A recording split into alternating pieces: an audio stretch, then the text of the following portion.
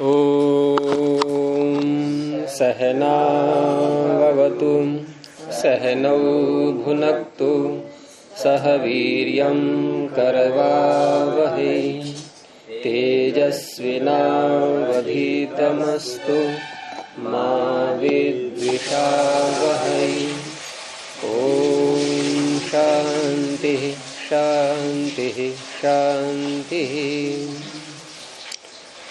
प्रथमावृत्ति की 66वीं कक्षा में आप सबका स्वागत है। पीछे प्रकरण हमारा हो गया था न वेति विभाषा तक। तो न वेति विभाषा तक जो प्रकरण हुआ है उसमें कुछ पूछना है किसी को तो पूछ सकते हैं। जी गुरुजी, जो पीछे हमने 3 सिद्धियां करी थी, उसमें पहले जब हमने शिशुवाय बनाया था, उसमें श्वई लेके हमने उसका शिव किया। फिर श्वई लेके नहीं किया था, श्वई को आय आदेश करके श्वाय। जी, वो तो एक हो गया। जब उसका द्वित्व करना है फिर किसको लेके आएंगे? आपका कथन ये था कि हमने श्वई करके श्वी किया। पहले उसका उत्तर समझ में आ गया, ये वाक्य गलत हो गया आपका। श्वाय करके श्वी किया है, श्वई करके श्वी नहीं। इतनी बात समझ में आ गई। प्रथम अभ्यास कह रहे हैं आप श्वई कहाँ लाएंगे? प्रथम में लाएंगे या दूसरे में लाएंगे? श्वी के बाद जब किया उसमें श्वई किया। हाँ, मेरा ये कहना है कि श्वई कहाँ आएगा, प्रथम वाले में कि दूसरे वाले में? ये जो पहले वाला है। दूसरे वाले में तो इयंग हो जाएगा, है ना, वो तो चीज ही अलग है। तो इस तरह से यहाँ प्रथम वाले में श्वाय जब हो चुका है, उसके बाद अब जब हम द्वित्व करेंगे तो दुर्वचनेची सूत्र अपना कार्य करेगा। और दुर्वचनेची का क्या अर्थ बताया था मैंने? एक कदम पीछे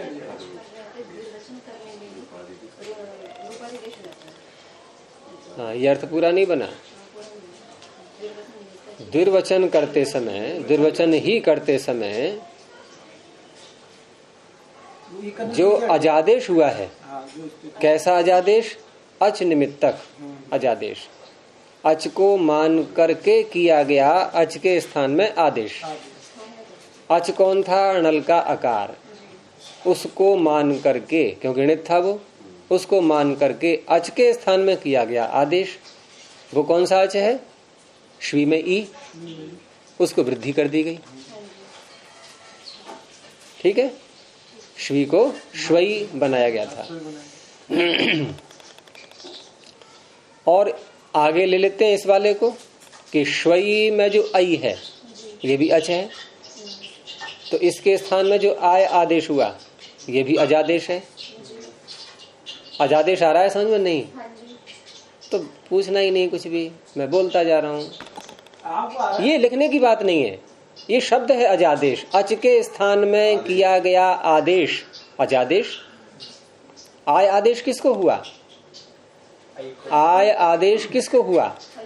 सुकुमारी बोलती को नहीं, आई को हुआ। आई क्या है? अच है कि हल है? तो आय आदेश अजादेश है कि नहीं है? तो दुर्वचने जी ये कहता है कि जिस अच को, यानी कोई आदेश ही है अच के स्थान में हुआ है और अच निमित्तक है, यदि वो, तो अच निमित्तक अच के स्थान में किया गया आदेश, अब यदि हम उसको द्वित्व कर रहे हैं तो वो अपनी पूर्व अवस्था में आ जाएगा। तो श्वाय से पहले क्या स्थिति थी? श्वई।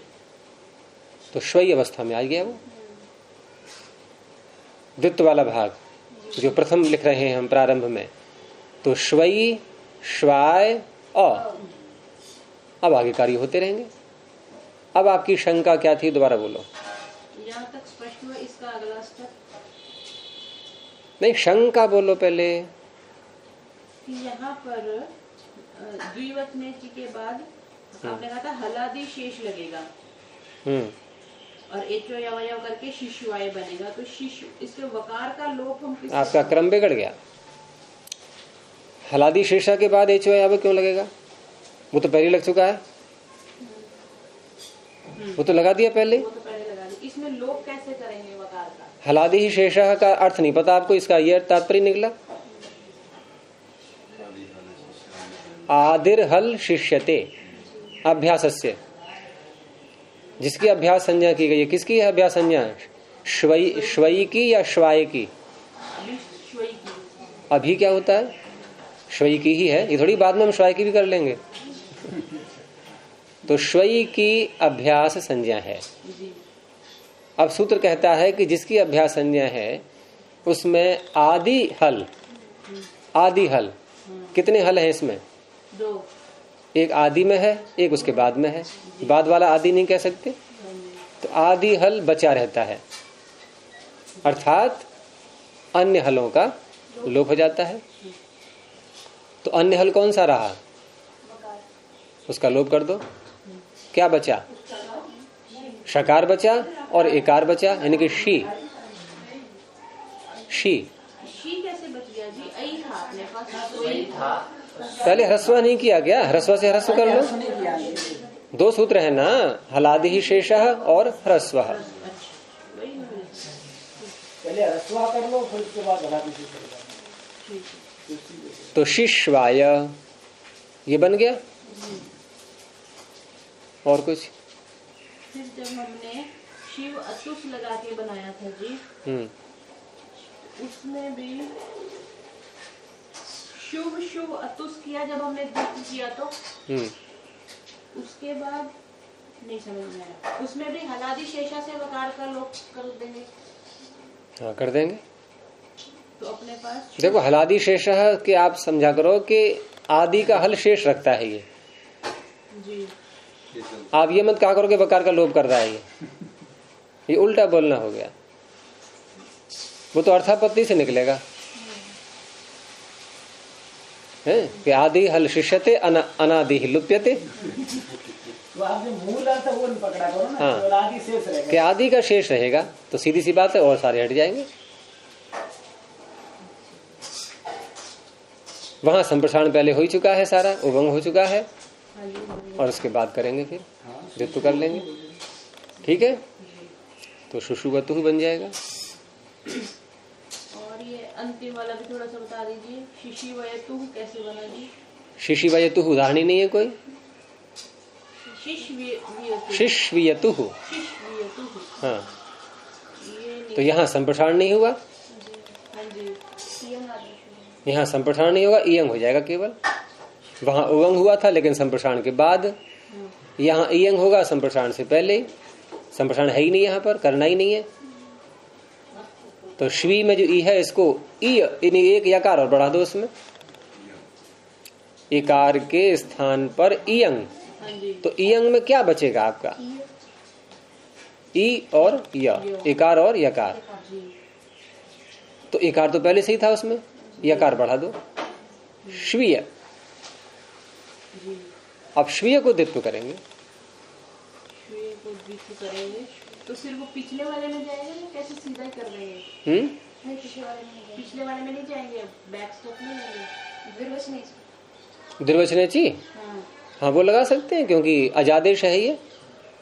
अजादेश है ना, अच के स्थान में अच क्या है? ई, इकार। उसके स्थान में आदेश क्या है? इयंग। तो द्विर्वचन और अच निमित्तक है ये, क्योंकि सूत्र में है अची, अची विष्णु धातु भ्रुवाम ये वो रियंगु बंगऊ। अच परे रहने पर ही करता है ये। तो अच निमित्तक जो अजादेश है ये रूपादिदेश हो जाएगा। कोई विशेष अंतर तो नहीं पड़ता है वैसे, आप नहीं भी लगाएं, लेकिन लगा देना चाहिए जब सूत्र है। तो नहीं भी लगाएंगे तब भी हलादि शेषः। अब उसके लिए फिर केवल शकार शेष रखेगा, तो कितने और हटेंगे? अब 2 हटेंगे, और फिर कौन कौन से 2? एक तो आप दूर बहुत बैठती हो, मैं लिखूंगा भी तो कुछ पता नहीं चलेगा। अपना स्थान यहाँ कहीं बनाया करो ना आसपास में।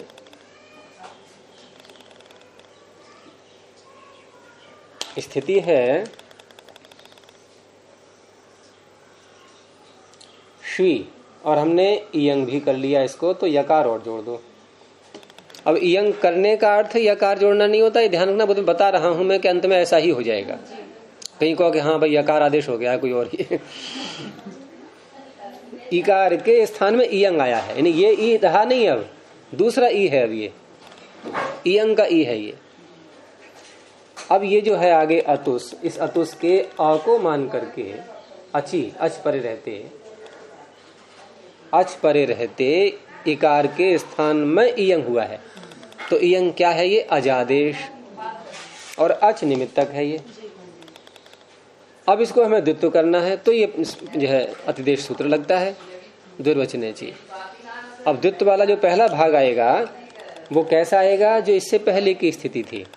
तो पहले की स्थिति क्या थी? जब तक इयंग नहीं किया था, यही तो था, ये थी पहले की स्थिति। और दूसरा यूं का त्यों रहेगा, ये बड़ी तेज गंध आ रही है इसमें, तो दूसरा यही रहेगा, ठीक है। और अब इसमें हलादि शेष क्या करेगा? कितने हल हैं? तो वकार हट जाएगा, शकार रहेगा, इकार तो है ही। तो शी श्वी, ये अ इसमें जोड़ दो, शी श्वी या तुहु, बन गया। तो वो जो मैं कह रहा था कि मान लो यहां पर हम द्विर्वचनेची न भी लगाएं, कोई भूल भी जाता है तो सिद्धि करने में बाधा नहीं आएगी उसको, क्योंकि फिर यहां पर एक यकार और होगा नहीं, श्वीय श्वीय श्वीय, 2 बार बोलेंगे ना इसी को, तो हलादि शीर्षक का काम कितना बढ़ जाएगा? एक और हटेगा, फिर वो तो केवल शकार को शेष रखेगा, वकार भी हटेगा, यकार भी हटेगा, बचेगा उतना ही शी। हो गया।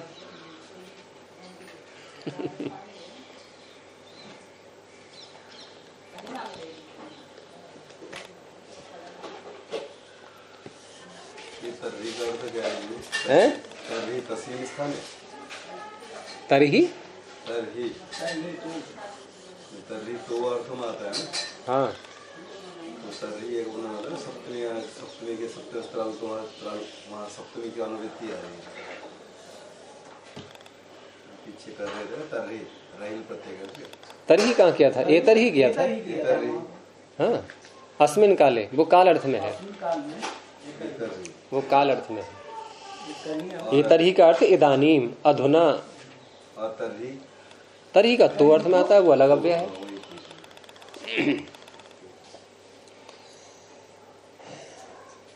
हो गया, चलें आगे। तो न वेति विभाषा, ये पूरा हुआ।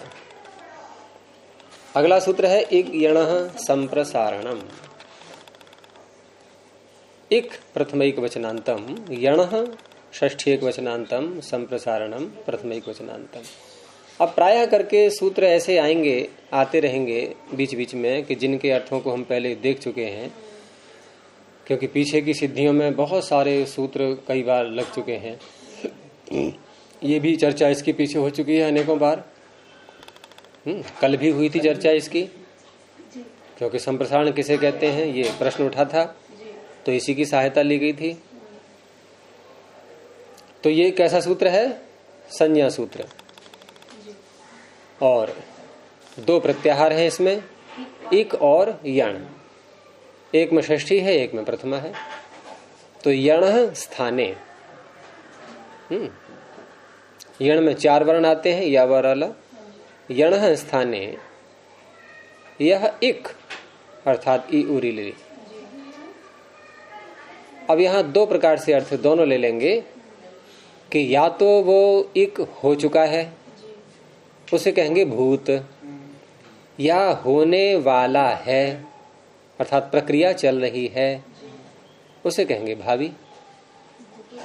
तो यह एक चाहे भूत हो या भावी हो, दोनों का ही नाम रखता है ये संप्रसारण। तो यणः स्थाने या एक भूतो भावी वा तस्य संप्रसारण संज्ञा भवति। जैसे या वा ला, ई या, के यकार हो गया और बुके वकार हो गया, तो या वा ला जो है ये भूत हो गया। आपने क्या बोला, फिर बोलना, किसको क्या हो गया? जैसे है ना या वा ला के स्थान में आपने कहा ई को यकार हो गया। नहीं, ये यकार के इकार होना। अब बोले आप बदले, पहले आपने कहा ई को यकार हो गया, ऊ को बकार हो गया, और वकार के उकार होना। हो गया, होना या हो गया, मतलब हो गया, हो गया। ये भूत है, भूत हो गया, उसका भी नाम संप्रसारण। और कोई सूत्र कह रहा है कि मैं संप्रसारण करूंगा, अभी कर नहीं रहा है, जैसे सूत्र लगाया था कल विभाषा श्वेह। और एक कहता है कि संप्रसारण पहले से लाओ तब मैं लगूंगा, जैसे संप्रसारणाच्य। संप्रसारणाच्य जो पूर्व रूप कर रहा है उसको संप्रसारण पहले से चाहिए, तो आप भूत की संज्ञा करेंगे संप्रसारण। विभाषा श्वेह करेगा, तो आप भावी की संज्ञा करेंगे संप्रसारण, कि आटा पीस दो, गेहूं दे रहे हैं तो ऐसा इसको पीस दो जिसका नाम आगे चल के आटा बन जाए। तो ऐसा काम करो कि जिसका नाम आगे चल के संप्रसारण बन जाए। तो एक प्रक्रिया का नाम जो है वो भी भावी, जो आगे होने वाला है उसको पहले से बोल दिया। एक पिसा पिसाया रखा है वो भी आटा, एक गेहूं को दे करके बोल रहे हैं आटा पीस दो, आटा शब्द वहां भी आ गया। दो जगह आटा बोला आपने, एक जगह आटा शब्द कहाँ घटेगा, भावी में, एक कहाँ घटेगा, भूत में।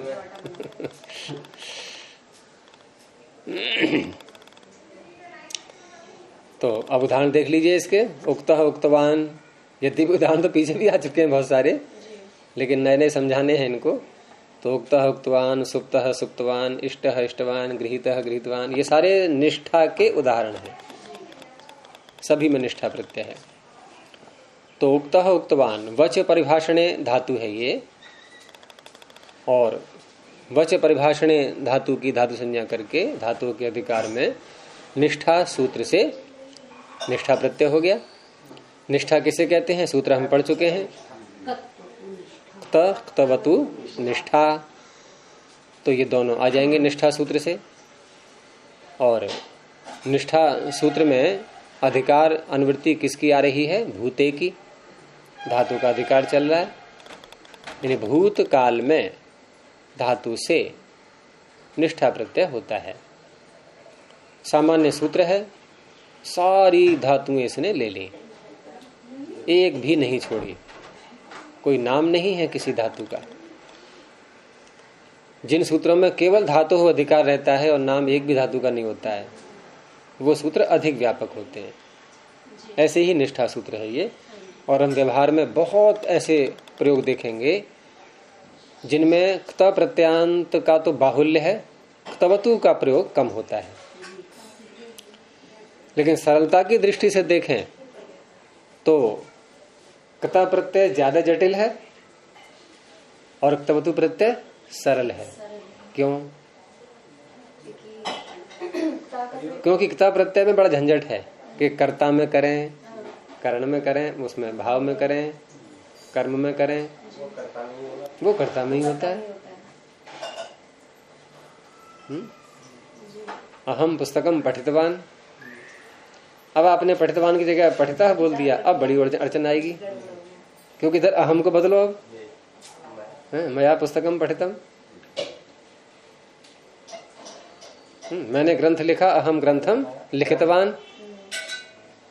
अब लिखिता कर दिया, इधर मया करोगे, उधर ग्रंथ में भी द्वितीय नहीं रहेगी, वहां प्रथमा हो जाएगी। मया ग्रंथ लिखिता। हाँ, लेकिन फिर भी आपको क्ता का प्रयोग बहुत मिलेगा, बहुत मिलेगा। असल में क्ता प्रत्यय अब इसमें ज्यादा क्यों प्रयोग होता है, वो ठीक है कि चलो भाव और कर्म की समस्या इसमें रहती है, लेकिन अधिक प्रयोग में एक कारण और है। वो कारण है इसका जो शब्द बनता है वो आकारांत बन जाता है, या स्त्रीलिंग में आकारांत बन जाएगा। लेकिन क्तवतु प्रत्यय से जो बनता है शब्द, ये वत अंत में आता है उसके, जैसे पठितवत, लिखितवत। अब इनके रूप कठिन पड़ जाते हैं। क्ता प्रत्यय है, ठीक है, बालक के समान रूप चला दो उसके, आकारांत हो गया। आकारांत हो गया तो रमा के समान चला दो, लता के समान। थोड़ा कर्मवाच के वाक्य भी अच्छे लगते हैं, अच्छे लगते हैं बोलने में, भाषा में भी, लिखने में भी अच्छे। अब आप कहो किसी के लिए कि भगवान अत्र तिष्ठतु, और हम स्थीयताम बोलते हैं, बड़ा अच्छा लगता है। सम्मान सा लगता है ये। सम्मान बढ़ गया। भुंक्ताम और भुज्यताम।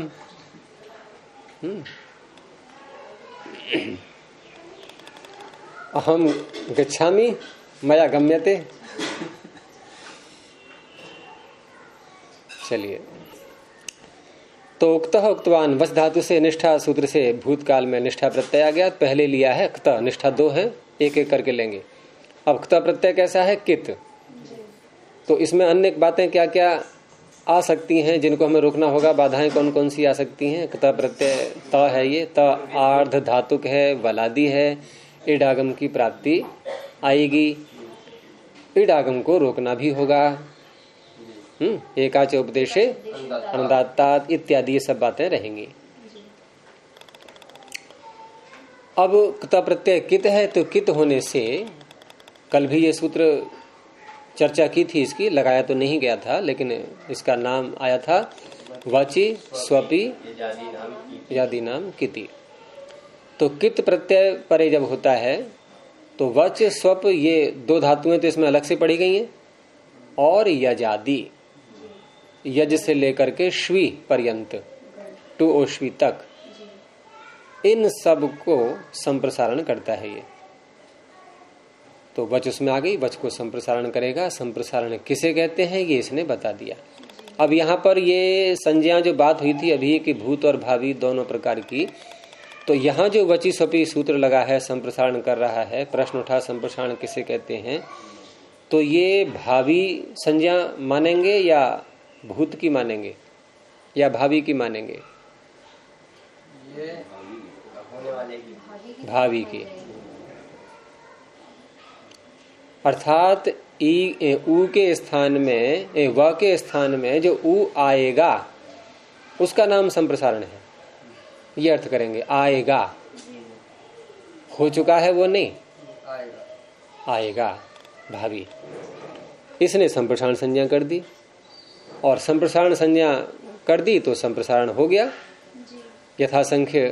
यथासंख्य मनुदेशः समानाम लगा करके वकार के स्थान पर उकार आ जाएगा। इसमें स्थानीय अंतरतमा नहीं लगाते हैं, स्थानीय अंतरतमा वहां लगाते हैं जहां कैंडिडेट्स ज्यादा हो जाते हैं। यहाँ तो एक के स्थान में एक ही आ रहा है, और वो किसने कर दी व्यवस्था? यथासंख्य मनुदेशः समानाम ने। तो वकार के स्थान पर उकार आ गया। अब वकार के स्थान पर उकार है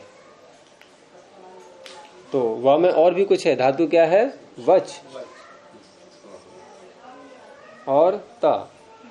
अब वकार के स्थान पर उकार है तो उ, और फिर व में अ भी रह गया, अ और ये च। अब क्या करेंगे? संप्रसारणाच। जब भी कहीं संप्रसारण होता है तो ये सूत्र तुरंत, एक जैसे सूत्र होते हैं ना, ये सप्लीमेंट्री ये सप्लीमेंट्री सूत्र है, ये तुरंत अपना काम करेगा जहां भी संप्रसारण हो जाएगा। अगर आगे अच है तो इसने आकार को इसी उ में मिला दिया तो बन गया उच्च, और आगे त। संप्रसारणाच का अर्थ चल गया है पता, कल स्पष्ट हो गया था। अच परे रहते, संप्रसारण से उत्तर अच परे रहते, पूर्व और पर के स्थान में। जैसे संप्रसारण ये है, अच परे ये है, तो पूर्व और पर दोनों के स्थान में पूर्व रूप हो जाता है, तो ऊ हो गया। और ये ऊ, ये वाला ऊ नहीं है, ये नया ऊ है। इसका क्या वो है? इसका यही है जो नया दर्शन पीछे आ चुका है। सारा चर्चा चली थी ना बहुत दिनों तक कि विकार नहीं होते हैं, आदेश होते हैं। आदेश नया होता है, विकार उसी को तोड़ मरोड़ के नया बना दिया, वो नहीं है।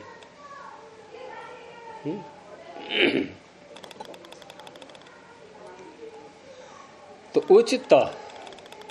अब यहाँ ये झल परे है तकार, तो झल परे होता है तो चवर्ग के स्थान में कवर्ग हो जाता है, चोह कुहु। अब चोहकू में चवर्ग में 5, कुहू कवर्ग में 5। अब लगाना नहीं, यथासंख्य नहीं, यहाँ तो स्थानांतरित में लगा देंगे, कोई बात नहीं है, क्योंकि यहाँ प्राण वगैरह भी देख सकते हैं। और यदि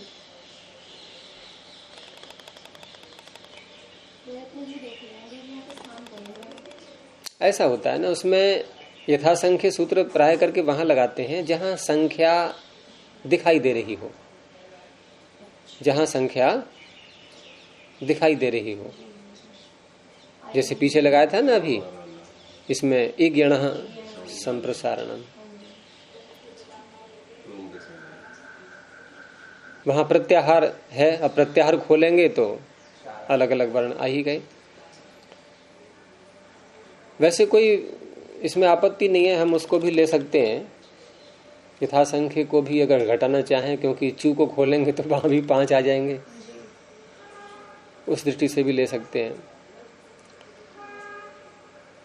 और होता है किसी किसी समस्या का समाधान करने के लिए 2-2 न्यायाधीश बैठे हैं, आप किसी के पास पहुंच जाओ, आपकी अपनी रुचि है। इधर भी हो रहा है समाधान, उधर भी हो रहा है समाधान।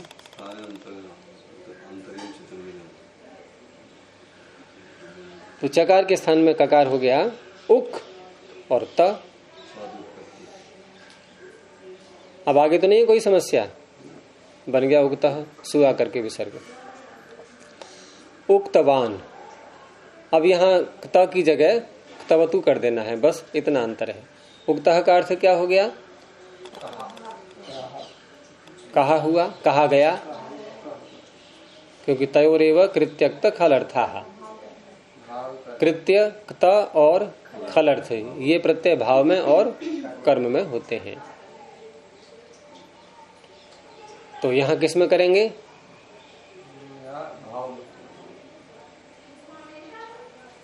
भाव में कैसे होगा? भाव में, क्योंकि कहना ये धातु सकर्मक है, वो ठीक है, यहाँ कर्म छिपा हुआ है, यानी कहा गया क्या। जैसे हम कहें हंसा गया क्या, यह अकर्मक हो गई। तो सकर्मक धातुओं से कर्म में, अकर्मक से भाव में, ये ठीक है। कर्म यहाँ बोला नहीं गया है, छिपा हुआ है। उक्तः कहा गया, कोई भी वचन कहा गया। उक्तवान, तो वच से तवतु, तवतु, तवतु में 2 अनुबंध हैं, ककार और उकार। और ये उकार यहाँ किसी विशेष प्रयोजन के लिए लगाया गया है, उसका पता आगे लग जाएगा। ककार लगाने से ये क्या कहलाएगा? कित। और उकार लगाने से क्या कहलाएगा? हैं? उदित। एक अन्य शब्द भी इसको बोल सकते हैं कि एक साथ कई वर्णों को बोलना हो तो प्रत्याहार के आगे भी इत शब्द बोल देते हैं। जैसे मैं ऊ के साथ में री भी लेना है तो प्रत्याहार बोलना पड़ेगा, रील रिक का ककार जोड़ करके उक। अब उक के आगे इत जोड़ो, उगित। और दोनों प्रकार के शब्दों का प्रयोग किया है पाणिनि ने। उगित का भी प्रयोग किया है, उदित का भी प्रयोग किया है। कहाँ किया है उदित का? उदितोबा, इसमें उगित का प्रयोग किया है। यहाँ उगित कह करके कार्य करना है और कित कह करके करना है। तो कित कह करके तो गुण का वो उसका संप्रसारण हो जाएगा, जैसे पीछे किया था। तो उक तवत, उक तवत, इतना बन गया ये प्रातिपदिक। और उक्तवत बनाने के बाद अब सुप्रत्यय जब आएगा प्रातिपदिक संज्ञा करके, तो सु का नाम क्या है? सर्वनाम स्थान।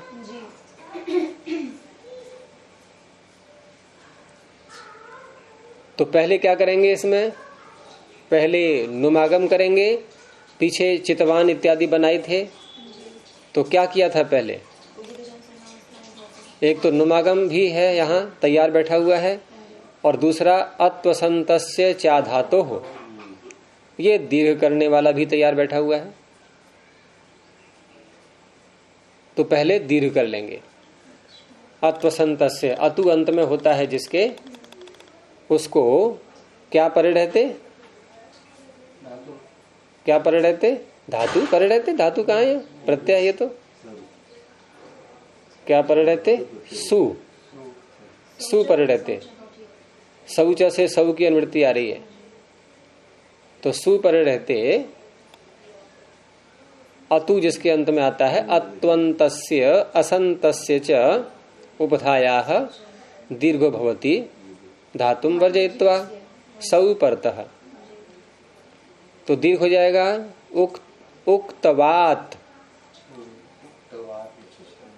और सु का सकार है। अब यहां सु का नाम सर्वनाम स्थान भी है सुड नपुंसकस्य से, तो सर्वनाम स्थान पर रहते, अब यहां नुमागम होगा। वहां तो सु पर रहते ही काम चल गया था, यहां सर्वनाम स्थान शब्द बोला जाएगा। तो उगित चाम सर्वनाम स्थाने अधातो हो, उगित जो अंग होते हैं उनको नुमागम हो जाता है सर्वनाम स्थान परे रहते, धातु को छोड़कर। धातु यहां भी छोड़ दी गई है। नुम है मित, मित होने से मिर्जो अंत्यात पर रहा। अब ये जो टेक्निकल जो सारी कार्य हो रहे हैं ना, इनका अभ्यास पूरा होना चाहिए, जिससे बार बार न बताना पड़े और गाड़ी शीघ्रता से आगे चले। क्योंकि पीछे जो बातें आ चुकी हैं बार बार वही बोलनी पड़ती हैं, तो एक बार उसका ठीक प्रकार से अभ्यास कर लो। तो अंतिम अच क्या है, वा में आ, उसके आगे आ जाएगा नुम का नकार। तो उक्तवांत स, अब लोप की प्रक्रिया, सकार की अप्रक्त संज्ञा, तो हलंग्याभ्यो से गया। उधर नकार अंत में आ गया, वो क्या नाम, तकार अंत में आ गया, तो तकार अंत में आ गया तो संयुगांत से लोप है,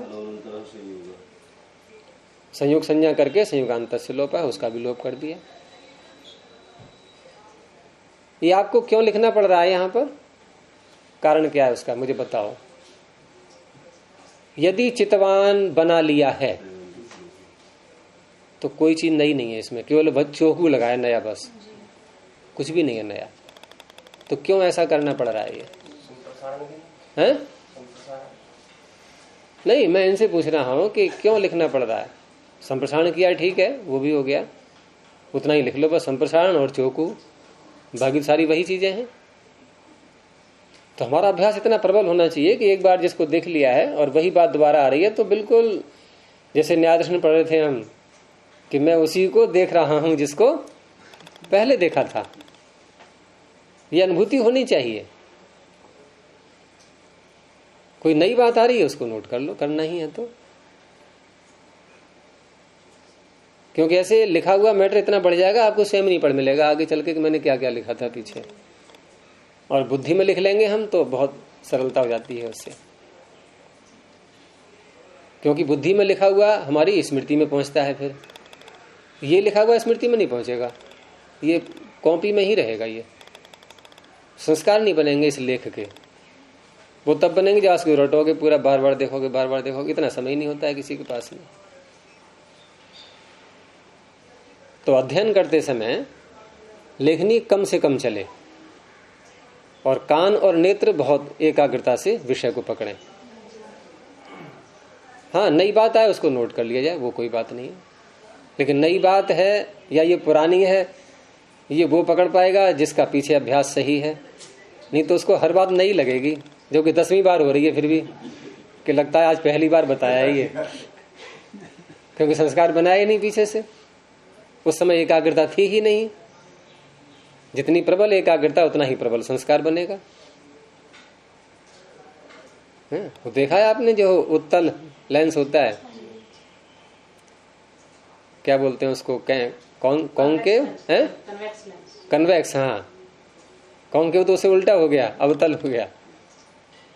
तो वहां जब सूर्य किरणें डाली जाती हैं तो अपवर्तित होकर के नीचे कागज को जला देंगी, और एक दूसरा लेंस लगा दिया तो फैल जाएंगी सारे में। तो हमारी वृत्तियां जब फैल जाती है ना, तो फिर प्रभाव कम होता है उसका। वृत्तियां वही हैं, लेकिन एक बिंदु पर आ जाए वो तो बहुत शक्ति बढ़ जाती है उनकी, तो एकदम संस्कार जो है प्रबल बनेगा उससे। जैसे मोहर लगाएं यदि किसी कागज के ऊपर, तो हल्के से रख दिया, छाप हल्की आएगी, और ठोक दिया ऐसे करके पड़ गई छाप पूरी।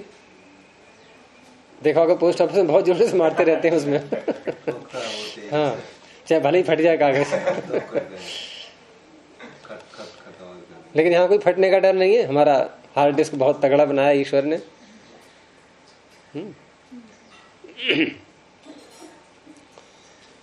तो उक्त उक्तवान। अब ये सारे जितने उदाहरण सूत्र के हैं ये सब अक्तवतु के हैं। तो जो नई बात है वो लिखना है। ये नुमागम होना, अत्वसंत से ज्यादा तो लगाना, ये सब पीछे आ चुका है।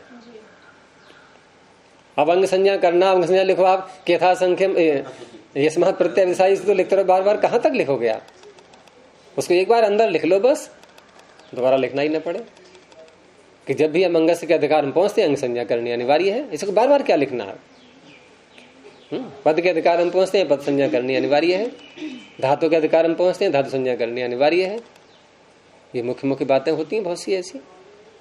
अब स्वादुत्पत्ति में हर बार आप लिखते रहो सूत्रों को कि सो जैसा आया, फिर 21 प्रत्यय आए, इनकी छटनी की, ये किया वो किया, कहां तक लिखते रहोगे? तो ऐसे ही इनका है। तो सुप्तः सुप्तवान। अब यहां विशेष कार्य क्या है? धातु क्या है? ईश्वप शये, ईश्वप शये। तो ईश्वप शय में यहां ई जो है प्रारंभ में,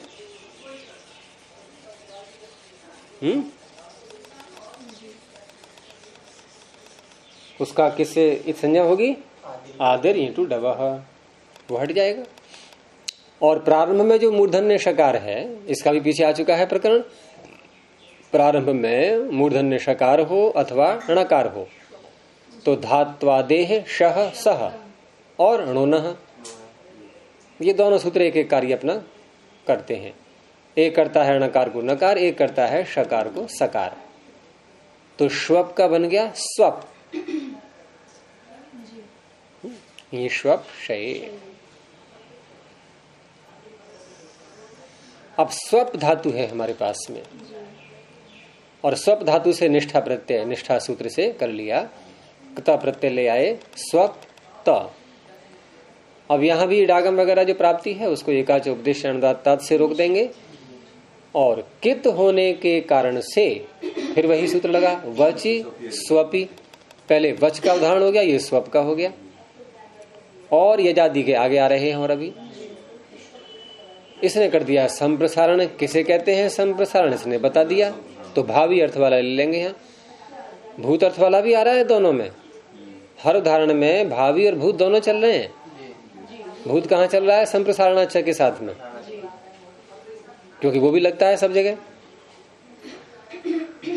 तो वकार को उकार हो करके सुप, संप्रसारणाच्छ लगा करके दोनों कार्य करके सुप त बन गया सुप्त। अब क्या लिखना है? कुछ भी नहीं है। संप्रसारण तो पीछे भी हो चुका है, ऐसे ही यहाँ हो गया संप्रसारण। और सुप्तवान में भी ऐसे ही है, जैसे उक्तवान बनाया ऐसे ही सुप्तवान। आगे है इष्टः। यह धातु है यज, देव पूजा, संगतिकरण, दानेशु। य ज 4 वर्ण है तो अकार हट जाएगा, अनुबंध है। यज हलंत रह गई, और उससे भी ऐसे ही निष्ठा प्रत्यय ले आए कता। यहां भी डागम की प्राप्ति होगी, रोक देंगे। और वची स्वपी यादि नाम फिर आ गया सूत्र। इसने संप्रसारण किया तो यकार है, यहाँ पीछे वकार थे दोनों जगह। पीछे उक्तः में भी वकार था, सुप्तः में भी वकार था, ये इकार का उदाहरण हो गया। तो इकार के स्थान में, यकार के स्थान में इकार आ जाएगा, तो इज बन गया। संप्रसारणाच्छ तुरंत लगा देना, ध्यान रखना। संप्रसारणाच्छ से पूर्व रूप करके इज हो गया, इज ता। अब यहाँ थोड़ा सा कार्य है, उसको चाहो नोट कर लो। वैसे पीछे आज ये भी चुके हैं सारे कि झल परे है यहाँ पर, तो झल परे है। तो ये जो सूत्र में धातुएं गिनी हुई हैं, वृश्च, भ्रस्ज, सृज, मृज, यज, राज, यज आ गई नहीं, राज, भ्राज और छकारांत तालव्य शकारांत, इतने सारे ले लिए इसने। इनके स्थान में, सबके स्थान में क्या करता है ये? मूर्धन्य शकार। कब करता है? झल परे हो अथवा पद के अंत में आ जाएं। यहां झल परे है तो ज को श हो गया, इश त, अब उसको मिल गया अवसर, इष्टनाष्टु, उसने त को ट कर दिया। इष्टः, इष्टवान, अर्थ क्या हो गया? यज्ञ किया। और सुप्तः सुप्तवान, सोया हुआ। इष्टः इष्टवान, यज्ञ किया हुआ, यानी जिसने यज्ञ कर लिया है। ये जो शब्द होते हैं निष्ठा प्रत्यांत, ये विशेषण बनते हैं। जैसे हम कहें कि इष्टवान का अर्थ यज्ञ किया, तो ये विशेषण के रूप में नहीं आ पा रहा है। अगर हम कहें कि अयजत, यज्ञ किया, ऐसे बोलते हैं तो ये नहीं बना विशेषण। लेकिन इष्टवान या इष्ट ऐसे बोलेंगे, अब बन गया ये विशेषण। और वहां ऐसे कोई प्रश्न कर सकता है कि इष्टवान कौन है, लेकिन अयजत कौन है नहीं बोलेगा कोई। अपठत कौन है बोलता है कोई? सह अपठत, तो कोई कहेगा कि अपठत कौन है? लेकिन ये जो शब्द हैं निष्ठा प्रत्यय वाले, ये विशेषण बन जाते हैं। और इसमें एक क्रिया छिपी रहती है, क्योंकि ये क्रिया नहीं है। अब एक परिभाषा सुनी होगी कि कृद अभिहितो भावो द्रव्यवत भवति। कृत प्रत्यय करने के बाद जो शब्द बनता है, ये धातु ही तो था पहले, और धातु को कहते हैं भाव। तो कृद अभिहितो भावो, कृत से अभिहित हो चुका है ऐसा जो भाव है, वो द्रव्य के समान बन जाता है। अब ये क्रियावाचक पद नहीं रहा। उक्तः उक्तवान इत्यादि ये क्रियावाचक पद नहीं है, ये द्रव्य के समान व्यवहार होगा इसमें। और वाक्य बिना क्रिया के पूरा नहीं होता। तो सह इष्टवान यदि मैं ऐसा बोला तो क्रिया तो है ही नहीं इसमें, तो क्रिया छिपी रहती है निष्ठा प्रत्यांत के साथ में। कौन सी? अस्ति, अस धातु। यानी अयम इष्टवान अस्ति। अब क्या अर्थ बनेगा? यह यज्ञ किया है, यह यज्ञ किया हुआ है, ये बन गया विशेषण। किया, यज्ञ किया हुआ, ये बन गया विशेषण। और वहां ऐसे नहीं कहेंगे कि सह अपठत अस्ति, क्योंकि क्रिया है वो स्वयं। इष्टवान क्रिया नहीं है, ये द्रव्य के समान व्यवहार होगा। इसीलिए इसके आगे स्वादिपत्ति होती है और क्रिया में त्रिवादिपत्ति होती है। तो जितने भी कृदंत शब्द होते हैं ये द्रव्य के समान बन जाते हैं। तो इष्ट है इष्टवान। आगे क्या है? गृहीत है गृहीतवान। ग्रह उपादाने, ग्रह र है उसमें, री नहीं है। तो ग्रह उपादाने धातु से निष्ठा प्रत्यय हुआ। ग्रह त, यहाँ ग्रह में ह में अ अनुबंध था, उसको हटा दिया गया है। ग्रह त। क्या यहां भी इड आगम को रोकेंगे? क्यों नहीं रोकेंगे? क्योंकि ये उपदेश में अनुदात्त नहीं है। एकाच तो है, एकाच तो है, अनुदात्त नहीं है, उदात्त है। तो क्या है उदात्त इसमें? और वच में क्या नहीं था उदात्त? ग्रह में अ उदात्त है, वच में जो व में अ था ये अनुदात्त था, सीधी सी बात है। तो इडागम होगा। आर्ध धातु कस्येट वलादे है। चलो इसको लिख देता हूं मैं। तो धातु है ग्रह और ता। अब इसमें इडागम हुआ इसको, तो इससे पूर्व ही तो आएगा आद्यंतो टकितो है। ये पूछो कि अनुदात्त में कैसे रुकता है? देखो, इडागम प्राप्त कराने वाला सूत्र न तो उदात्त बोलता है न अनुदात्त बोलता है, वो तो सबको कर रहा है। तुमने उसमें से अनुदात्त को छीन लिया कि नहीं इसको नहीं करेगा तू, तो क्या बचेगा उसको? तो क्या हम ये प्रश्न करेंगे अब कि उदात्त को कौन करता है इडागम, ये कैसे उदात्त होने से क्यों हो गया? उदात्त होने से नहीं हुआ इडागम, इडागम हुआ है बलादि आधातुक होने से। समझ में आ गई नहीं? और अब ये कह सकते हो कि उदात्त में क्यों नहीं रोका किसी ने, तो कोई सूत्र ही नहीं है। हो गया स्पष्ट? हम ये नहीं कहेंगे उदात्त होने से इडागम हो गया, हम क्या कहेंगे किसी के न रोकने से हो गया, कोई था ही नहीं रोकने वाला इसलिए हो गया। ये मत कभी कहना कि उदात्त होने से इडागम हो गया है, ये हेतु बन जाएगा फिर ये। और उस सूत्र में हेतु नहीं है ऐसा कि उदात्त तत्वात् इडागम होती। तो ई आ गया आद्यंतो टकितो। अब यहां जो इडागम होता है ये इसमें एक कार्य और होता है, केवल इसी धातु के लिए है, और सूत्र वही है जहां इडागम का प्रकरण है। निकालो 7वें अध्याय में, पहले ही कॉलम में है ग्रहो लिटि दीर्घ।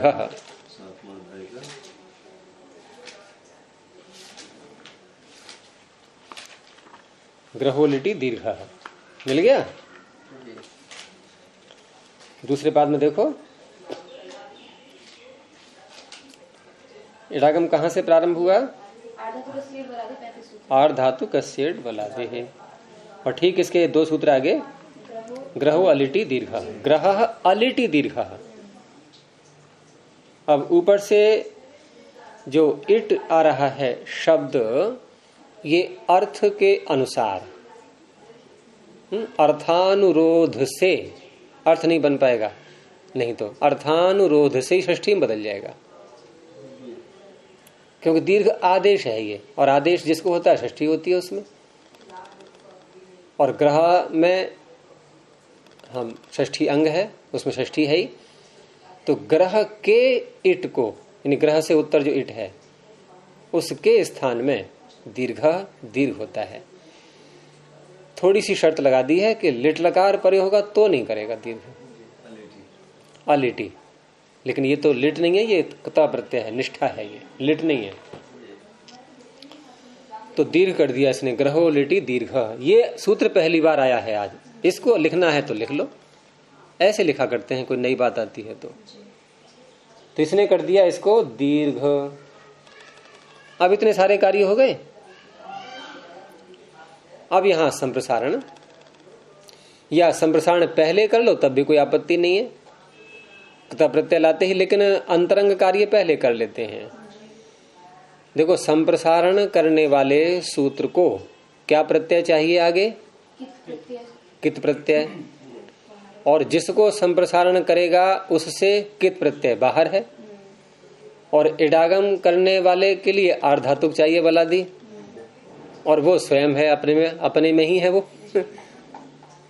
उसी कोई शर्ती नहीं है, आर्धातुक होना चाहिए बलादि। बलादि भी स्वयं में ही है, यानी बल ढूंढने के लिए बाहर नहीं जाना है हमें, तो वो कार्य पहले कर लेते हैं। अब कित प्रत्यय है ही ये पूरा, अब ये ई मिला करके है, ये ई त, ये कित है, कित होने से इसको संप्रसारण। सूत्र वही है।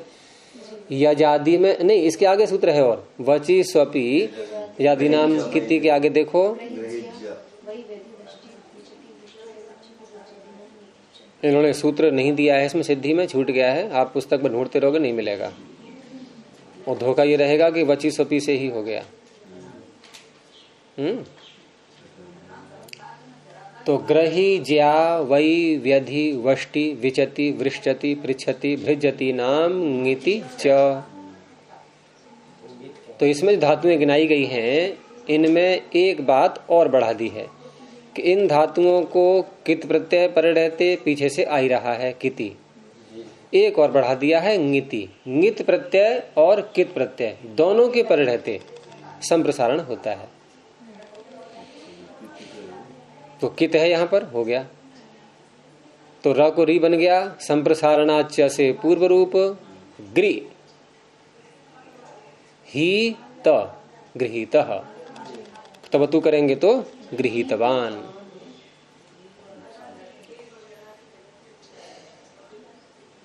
आपने ग्र लिखा है और ग्री कैसे बन जाएगा? संप्रसारण र को री, अभी करके, हाँ र को री हो गया, और जो आकार आगे ग्रह में अ है, ये संप्रसारणाच्य से पूर्व रूप होकर के उसी री में आ जाएगा। तो गृहीतः गृहीतवान। तो संप्रसारण वही होता है जहां कितंगित प्रत्यय परे हो। अगर हम ल्युट करें ग्रह धातु से तो क्या बनेगा? ग्रहण, गृहण नहीं बनेगा। और घर को क्या बोलते हैं? तो वहां तो गृह है, वहां फिर री हो गया। गुणादि कोश में जाना पड़ेगा फिर, और वहां पाणिनि उपाय वही अपनाएंगे, कित करना पड़ेगा उनको। बिना कित के संप्रसारण हो ही नहीं सकता। तो इस तरह से कहाँ री होना है, कहाँ र होना है, इसका हमें पता होना चाहिए। ग्रहण में क्योंकि ल्युट प्रत्यय न कित है न ङित है, तो नहीं होगा संप्रसारण। तो ये हो गया गृहीतः गृहीतवान। और क्या है इसमें उदाहरण? उक्तः उक्तवान, सुप्तः सुप्तवान, इष्टः इष्टवान, गृहीतः गृहीतवान। ये हो गए। अब ये जो संज्ञा का प्रकरण है, अब तक जो हमने वृद्धरादय से प्रारंभ किया था, तो वृद्धरादय वहां वृद्धि संज्ञा, फिर गुण संज्ञा, कुछ सूत्र बीच में और भी प्रकार के आते रहे, जैसे न धातु लोप, आर्ध धातु के किंगितिच, ये निषेध सूत्र आ गए थे। उसके बाद फिर संज्ञा सूत्र हलोनंतराह संयोगः, फिर अनुनासिक संज्ञा मुखनासिका वचनो अनुनासिकः, फिर प्रगृह्य संज्ञा, और फिर प्रगृह्य संज्ञा तो दूर तक चली थी, और ये उया ऊ और ईदु तौचा तक आई थी। ठीक है। फिर दादा घुदा भू संज्ञा, और फिर एक सूत्र आया था आद्यंतवद एकस्मिन। इसको हम अतिदेश के रूप में ले सकते हैं, एक के समान बना देना उसको। फिर संज्ञा सूत्र तरप तमुपु घ, फिर संख्या संज्ञा, फिर सर्वनाम संज्ञा बहुत लंबी चली थी, स्वरादि यहाँ से अंतरम बहिर्यो गोप संज्ञानयो तक। फिर 5 सूत्रों में अव्यय संज्ञा, फिर 2 सूत्रों में सर्वनाम स्थान संज्ञा, फिर विभाषा संज्ञा, फिर संप्रसारण संज्ञा। तो संज्ञा के प्रकरण पर इन्होंने यहाँ विराम लगा दिया है अभी। यद्यपि संज्ञा सूत्र और भी आएंगे इसमें, जैसे अदर्शनम लोपः, अचोन्त्यादि टी, उपधा, और वृद्ध भी आएगा आगे। ठीक है। लेकिन ये जो प्रकरण है, ये आद्यंतौ टकितौ से प्रारंभ करके और अनेकाल शित सर्वस्य तक जो चलेगा, तो ये इसे कहते हैं परिभाषा प्रकरण। आद्यंतौ टकितौ से लेकर के और अनेकाल शित सर्वस्य, ये परिभाषाएं हैं। और परिभाषाओं की आवश्यकता वही होती है जहां कोई समस्या, कोई संघर्ष उपस्थित हो जाए। उसके बाद फिर 4 सूत्र आएंगे, ये स्थानीय पदादेशों से लेकर के द्विर्वचनेची तक। ये सबसे महत्वपूर्ण प्रकरण है इस अष्टाध्यायी का और इस पहले पाद का, पहले अध्याय का। इसे कहते हैं अतिदेश प्रकरण। यद्यपि अतिदेश प्रकरण अधिक मात्रा में तो दूसरे पाद में आएगा, लेकिन ये है तो 4 सूत्र ही, लेकिन ये 4 सूत्र बहुत मुख्य हैं। उसके बाद फिर संज्ञा नहीं लेकर, तो आप स्थानीय पद से बोलो। स्थानीय पदादेशो नल विधौ से लेकर के द्विर्वचनेची तक है, ये तो लेकर नहीं, तक। ये अतिदेश प्रकरण कहलाता है। और इसमें अतिदेश 2 प्रकार का होता है, एक रूपातिदेश और एक कार्यातिदेश। गांगुटादिभ्यो से चलेगा अतिदेश प्रकरण, वो केवल कार्यातिदेश होगा, वहां रूपातिदेश नहीं होता है। और है वो भी लंबा प्रकरण दूसरे पाद में जो अतिदेश का है। तो ये परिभाषा प्रकरण के सूत्र हैं। यद्यपि इनमें से हम प्रत्येक सूत्र अब तक लगा चुके हैं। आद्यंतु टकितो कितनी बार लग गया होगा, मिर्चोन्त्यात पर लग गया। ये चाहे घ्रस्वादेशे भी कल लगाया था। कहाँ लगाया था, कौन बताएगा? तो ये को ऊपर करना वो उदाहरण बोलो, किस उदाहरण में लगाया था? शावा। हाँ, सुशावा में जब शव को ह्रस्व किया था तो लगाया था। और षष्ठी स्थानीय होगा, ये कई बार हम बोल ही चुके हैं इसको। स्थानीय अंतरतम तो बार बार लगता ही है। उर्णरपरा भी लग गया है, अलोन्त्यस्य नित्य आधे परस भी लगा दिया था। आधे परस से कब लगा था?